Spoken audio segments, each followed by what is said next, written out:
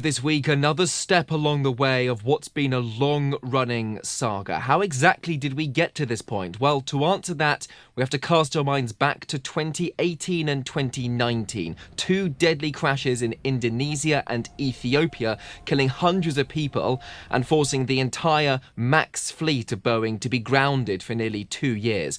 Boeing avoided criminal prosecution at the time, the American aerospace company settling a deal with the Department of Justice, pleading to double down on safety. But there's been a recent series of incidents that have brought the airplane manufacturer back to the fore, and the Justice Department is alleging that the terms of that agreement have been violated as a result. You might recall that in January, a door panel blew off a 737 MAX jetliner during an Alaska Airlines flight. Then a Boeing plane lost a tire on a United flight.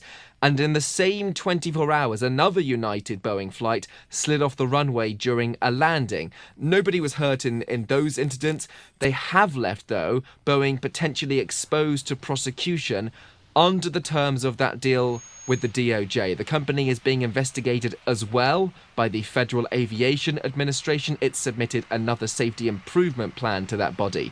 Now, this is an executive matter. There has also been scrutiny coming from the legislative branch of government, Congress hosting a hearing of whistleblowers earlier this year, in which they allege that Boeing aircrafts are at risk of dropping to the ground unless safety issues are immediately addressed. We heard damning testimony on Capitol Hill in which quality engineers claimed their employer was putting defective planes in the sky, criticising Boeing's safety culture, or, according to them, a lack thereof.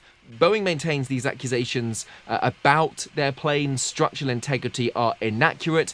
It is vowing to regain the trust of regulators and the public. Still, the families of the victims in those 2018-2019 crashes I mentioned, well, they want to see Boeing be held criminally accountable. They met on Friday with the Department of Justice, and the DOJ says that by July 7th, it'll be informing a judge how to proceed.